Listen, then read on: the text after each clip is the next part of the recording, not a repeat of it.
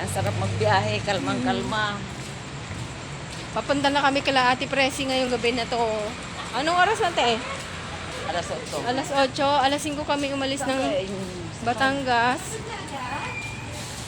Ngayon, alas 8 kami dumating dito sa Lapan. Sa Lapan. Wala akong dalang mask, masakit sa ilong.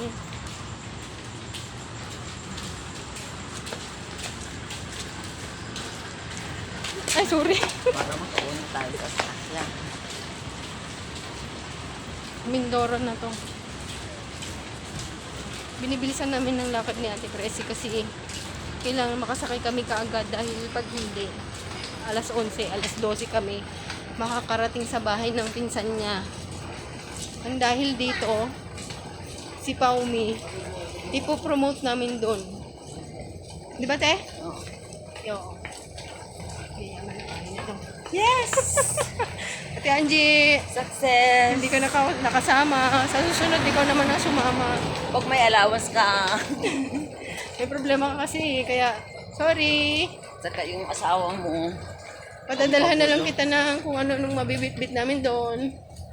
Sige, sasakay na kami. Bye-bye!